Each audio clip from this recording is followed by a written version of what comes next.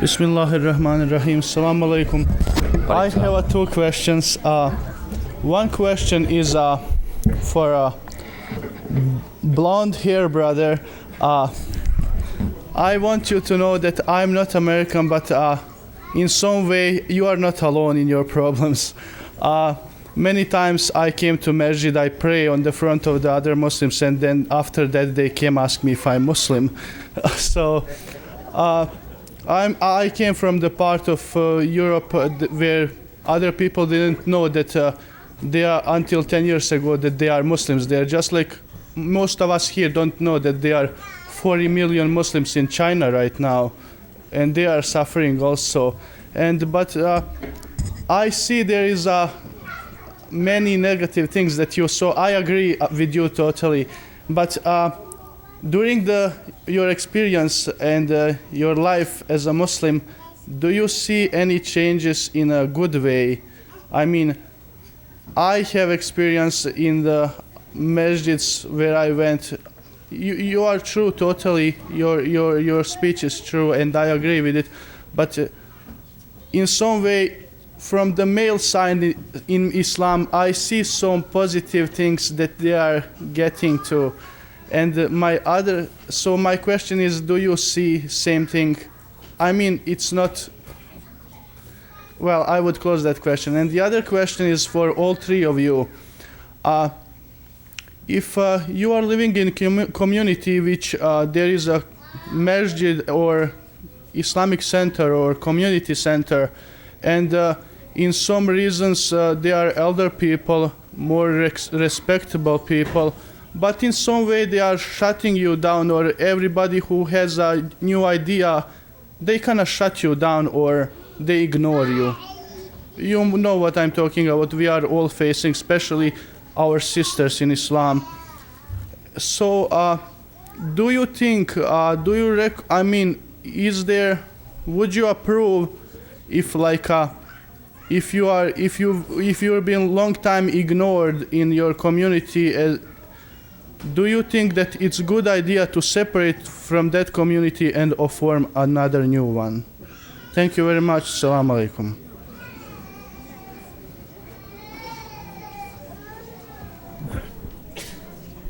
I don't mind. No, I could. I just don't want to hog the microphone. Concerning the first question, I've seen some change among in the communities over the last 20 years, but from my perspective, it's coming along too slowly because our kids are growing up. I mean, if it takes another 10 years before we make a little more change, then we'll probably lose another generation. So I mean, the clock is ticking. So I'm really asking for a radical introspection on our part is really needed. As far as the other question, I'll let these two take it. I'm sure they'll agree with me. You noticed in my speech I didn't emphasize separating yourself from the community, but establishing other ventures, other institutions that don't compete with the community, but hopefully working with the community. But maybe they will not give you your support. But a mosque that could be modeled on the Mecca plan, where you could draw people in. Hopefully, it'll get the support of the community. But that venture has to be carried out no matter what. But I don't see that as an alternative community. I just see it as a part of the community that's fulfilling an essential function of our mission here in America. Bismillahirrahmanirrahim. Well, of course, the answer is no for the second question. Otherwise, we're going to have a new community every day. Really? Remember we said that Allah subhanahu wa ta'ala in His plan that He's going to test you, and you're going to be faced with different people from different backgrounds. And most of the times these people, they have good intention too, but the only thing missing is just knowledge, or they're ignorant, or they're mistaught, or they need someone who can teach them and be patient with them. And that's part of the working for the path of Allah subhanahu wa ta'ala. However, there are some cases that you don't have choice. because you find yourself just losing your energy, losing your time. But those are really exceptions, and you have to be very, very careful. And it's not anyone who can make those decisions. Unity in Islam, it's one of the highest things, and it's really very crucial, and we don't play with it. So if there are problems in the community, work to solve them, and ask Allah subhanahu wa ta'ala, and be patient. Be patient, and Allah subhanahu wa ta'ala will help you do that. Unless there are some really serious exceptions, then you don't have any choice. Allahu alam.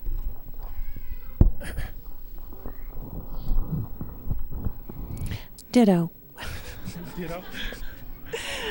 No, you can't. We have to be careful about this bit of making divisions. And like Brother Jeffrey said, we can have other things that are happening within the community that will work as assets to our particular Islamic center or masjid, but don't start a new masjid. Try to develop the unity and just the work that you want to do. Do this and build it in with your center, and in time, inshallah, it will become a part of it, but you never give up on your community.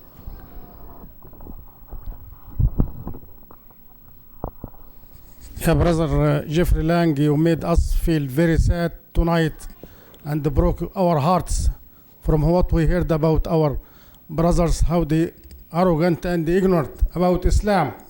And they forgot the only woman mentioned in the Quran by name is Maryam. And the Prophet Muhammad ﷺ mentioned many a hadith how to respect our woman when he said, Ummak, thumma ummak, thumma ummak, thumma abuk. 3 mothers he mentioned the woman.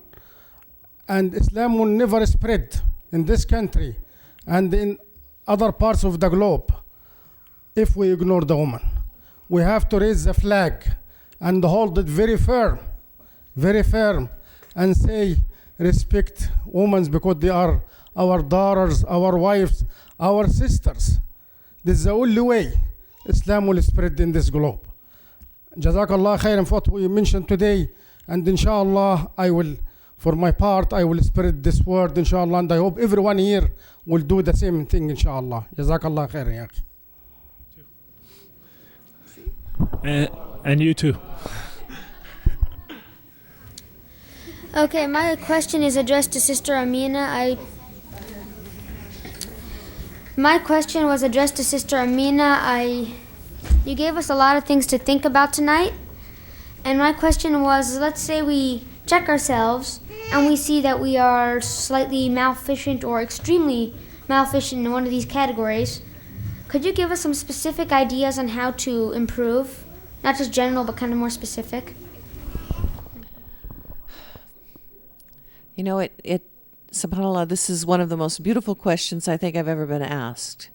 And I can't believe this is being asked by one so young. MashaAllah, it gives me such hope for the future in seeing such a really astute question being asked. Thank you. As far as what we can really do to change ourselves, I find the most important thing is to come to know Allah. And I suggest this, through studying the attributes and seeing how they apply. I know some of the sisters, anyway, who've been with me for the last couple of days have been hearing a lot about this in particular. But making a conscientious effort to apply what you will learn about the Creator, Allah, to yourself, and seeing how it should influence your conduct and behavior. It's really not hard to be a Muslim. It's not hard. It's easy to be a Muslim. We make it hard because we burden it with so many superficial things that other people can see. How do you tie your hijab? How do you wear your hair? How long is your beard? Okay, we have all of these wonderful things that we can judge each other. Oh, he's better than he is because his beard is longer, or he wears a kufi and he doesn't wear a kufi. And oh my God, did you see that one had a necklace on yesterday? When we're not looking at what's inside, we judge each other very harshly. We make other people afraid of us. Muslims are afraid of Muslims more than they are of non-Muslim. When Brother Jeffrey's talking about the situation of our young people, I spend most of my time on university campuses, and most of these young people were born and raised in this country, and yet they still connect themselves also with another country, and they all tell me how much they are afraid of Muslims. They're afraid to go to the masjid because they're going to be criticized for this. They're afraid to participate in this particular thing because they're going to be criticized for something else. So they just stay away. And I have them tell me, I feel safer with the non-Muslims because they're not so critical.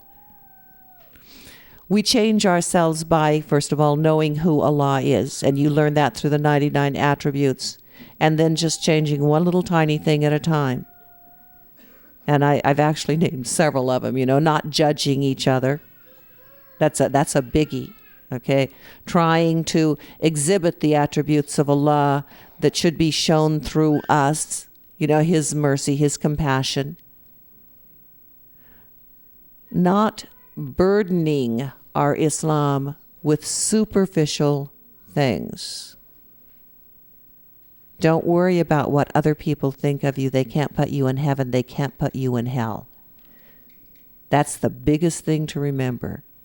Nobody. It doesn't matter if they like you or not. It doesn't matter if they tar and feather me later today. What matters is between Allah and me. No one else puts me in heaven. No one else puts me in hell.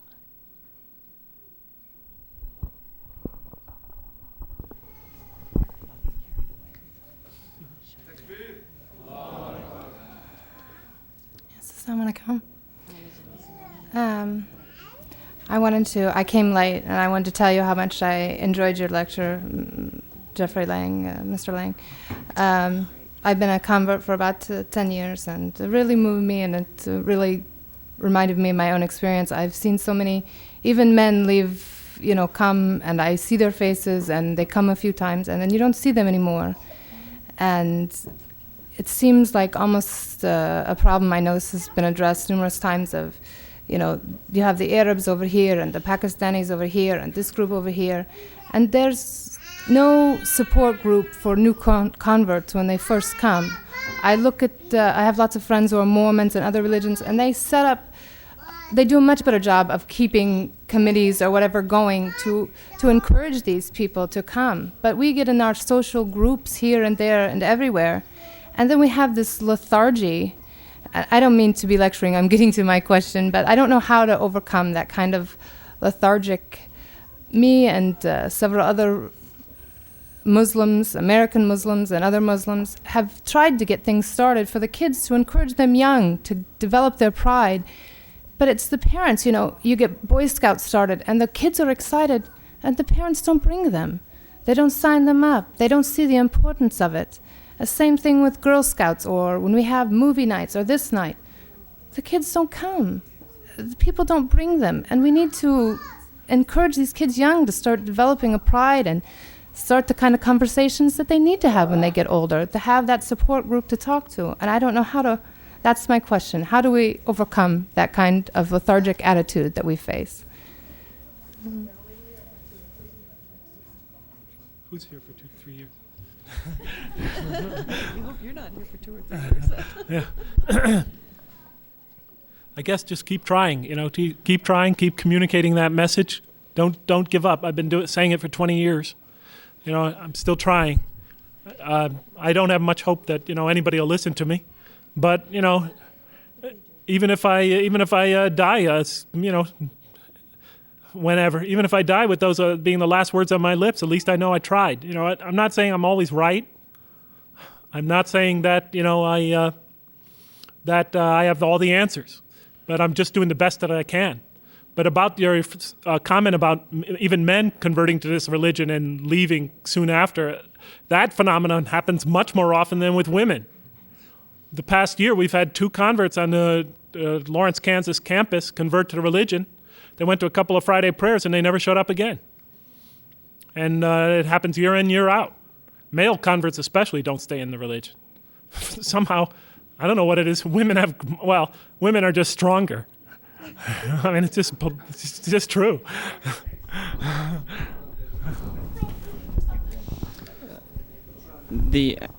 There is a hadith from the Prophet ﷺ, but before mentioning the hadith, I would like to say something, which is something for the people who reverted to Islam. You might think that once you've reverted to Islam, you're gonna go to the mosque, you're gonna find angels. It's like the one who gets married and he's expecting an angel, right? Really, and that's not right. That's not the way it is. You're gonna go to the mosque or the Islamic center. You're gonna find people practicing Islam. You're gonna find maybe a lot of ignorance and misbehavior and mischaracter. And again, it's part of that test that you're going to face. And Allah subhanahu wa ta'ala is gonna put you through that test to see, well, are you really getting to Islam from the door or from the window? Which one? Now let me come back to the hadith. Prophet ﷺ, كيفما تكونوا يولى عليكم. The way you are, you'll be governed. So, and when I was listening to one of the experts in whatever they call it, human science, social science research, and he said something really interesting. He said, when you choose the behavior, you choose the consequences. In other words, if you do not try to change it, then that's the way it's going to be, that's the way it's going to last. And that's why Prophet ﷺ said, كيفما تكونوا يولى عليكم. The way you are, the way you will be governed. In other words, if you do not change it, that's the way it's going to stay. And that's the garbage we have in back home, because people are not doing what's supposed to be done, so that we change that dictatorship. And people are just keeping quiet. So the first thing is a test from Allah subhanahu wa ta'ala. We don't have angels in the mosques or in Islamic centers, as wives are not angels and husbands are not angels either. And it's a test, and we have to choose the behavior so that the consequences are the right consequences. And we have to work on it. And we should work on it. And whatever you do and whatever you face, Allah subhanahu wa ta'ala is going to reward you for that. And whatever patience you have, Allah subhanahu wa ta'ala will reward you for that. It's good to tell these things to the non-Muslims and to the new revert Muslims, so that they don't get any misunderstanding what Islam is, what Muslims are, and what the practice and the real message, the difference between the two. Okay, one more question, please. I'm sorry. Assalamu alaikum wa rahmatullah. My question, Dr. Jeffrey. In a way, the three speeches, in my opinion, complement each other. One of the main areas you mentioned in your speech is the lack of scholars here in this country. And in my opinion, that's number one. Lack of knowledge, is one of the main reasons of too many things we see here. So, as far as I know, there are two universities in this country which are teaching علوم القرآن وعلوم الحديث, both Quran and Hadith. And I just want everybody here to know that they can attend that either full-time or part-time basis. The second, which is my question to you, does it help if American kids from second or third or fourth generation, as you mentioned, will get scholarships in Muslim countries where they have highly recognized Islamic universities? You'll find that in Al-Azhar, you'll find that in Morocco, you'll find that in Tunisia. That's at least the areas I know about. So does that help? If you have those American kids will go there, memorize Quran, know about Hadith, because one of the main goals should be 10 or 15 years from now, every single imam in an Islamic center should have the knowledge. Jazakumullah khair. Yeah. I think it could help to send our boys and girls to Islamic institutions abroad to learn from classical scholarship, the sciences. It's also important, though, that our scholars in the West also come to learn and understand and be able to utilize the modern, the latest and the latest methods, and understand the current developments in the social sciences and in historical and social science research. Are you following me? Because if they're going to reach the population that they have to work with, the population that speaks and communicates and thinks in that mode, they're going to have to master that mode as well. You see, are you following me? So I think it's extremely important that we urge, bright young Muslims, to get education in America, in the social sciences, in religious studies, in historical studies, and then if they are gifted, they'll want to go. They'll actually want to go to the Muslim lands because we want them to direct and like you said, scholarships would be extremely beneficial. Research scholarships would be extremely beneficial in this regard because we want them to take that knowledge that they learn here, the current methods of historical and social research, and then we want to take them and learn of this great body of information, this great legacy that we've inherited from the past. We want them to study it and be able to now communicate what they learned to the Western audience. Mm-hmm. So, we want them to take from the modern, from their current environment, what knowledge needs to be gained, and we want them to apply that research capability to studying the legacy that is before them. Are you following me? Exactly. That's why I said, you need somebody who was born and raised here. That's the best case scenario. So yes. They know about the issues here, okay? Yes. And then if they go... The issues, the mode of thought, the current methods of research, because if they just communicate in a level that is foreign, in a mode of thought and in a dialectic that is foreign to this society, they will not be able to reach the audience that they want to reach. Are you following me? Yep. Yeah. Thank you. Thank you. I have to add one thing on there, okay? I promise I'll make it quick, all right? Because Brother Jeffrey brought it up and he said our boys and girls, all right? The brother only said about educating the men. The most important thing, subhanAllah, is to educate the women.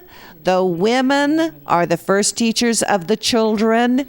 If the women do not have the knowledge, the women do not have the practice, the children are going to have a very hard time having it. We concentrate so much on educating the men. It's time we concentrated on educating the women.